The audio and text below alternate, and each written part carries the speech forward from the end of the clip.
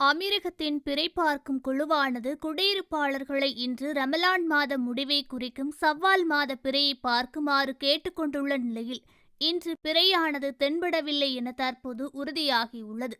இதனைத் தொடர்ந்து அமீரகத்தில் ஈத் பெருநாள் என்னும் நோன்பு பெருநாளானது வரும் ஏப்ரல் 10ஆம் தேதி புதன்கிழமை கொண்டாடப்படும் என அதிகாரிகள் கூறியுள்ளார்கள். இதனால் நாளை ரமலான் மாதத்தின் கடைசி நாளாக இருக்கும் என கூறப்பட்டுள்ளது.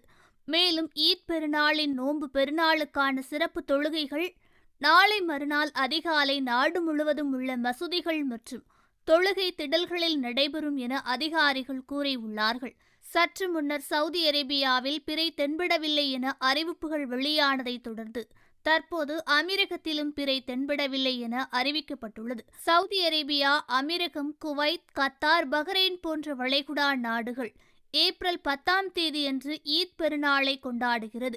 இதில் ஓமன் மட்டும் நாளை பிறை பார்த்த பின்னர் ஈத் பெருநாள் எப்போது என அறிவிக்கும். பெரும்பாலும் மற்ற வளைகுடா நாடுகளைப் போல் அல்லாமல் ஓமன் மட்டும் ஒரு நாள் பின்தங்கி பெருநாளை கொண்டாடும் என்பதும் குறிப்பிடத்தக்கது.